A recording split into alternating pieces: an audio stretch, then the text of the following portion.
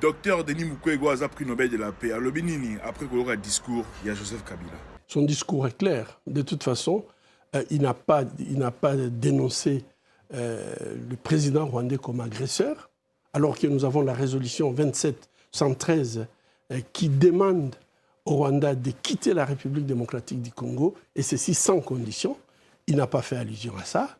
Et pour moi, et puis il est entré par le Rwanda, pour moi, ce sont des signes qui ne trompent pas. Ce qu'il est en train de faire, c'est du déjà vu. Sa déclaration m'avait tout à fait déçu. Quand vous lisez les discours, vous voyez très bien qu'il est prêt à faire un sacrifice suprême pour reprendre le pouvoir. Moi, je me dis, c'est quelle façon d'agir? Est-ce que le Congo appartient à des individus? Ils devraient d'abord présenter les excuses aux Congolais, parce que je crois que ce qui s'était passé n'était pas normal, que le peuple vote et que vous décidez de faire un deal.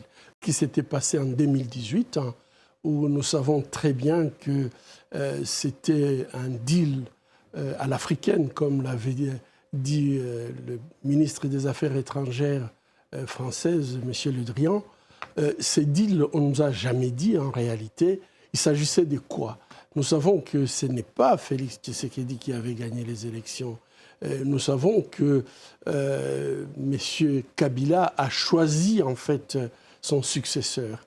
Et aujourd'hui, il revient en disant, voilà, j'avais fait une passation pacifique du pouvoir, maintenant je vais le reprendre.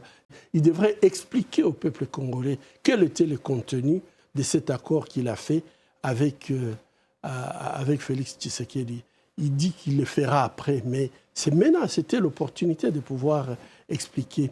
Et je pense qu'il décrit ce qu'il avait fait de très très brillant, mais moi j'ai beaucoup de questions par rapport à son bilan. Le bilan qu'il attribue à son successeur. Il parle de dictature, de tyrannie. Bon, je crois qu'il y a beaucoup de choses qui sont vraies dans sa description, même s'il y a des petites exagérations, mais il devrait aussi assumer ces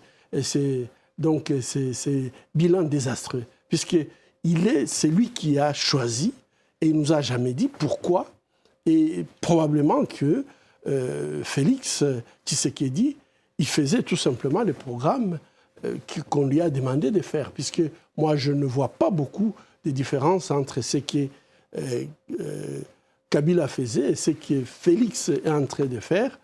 Il est vrai que la corruption a pris quand même des dimensions très très inquiétantes pendant ses pouvoirs.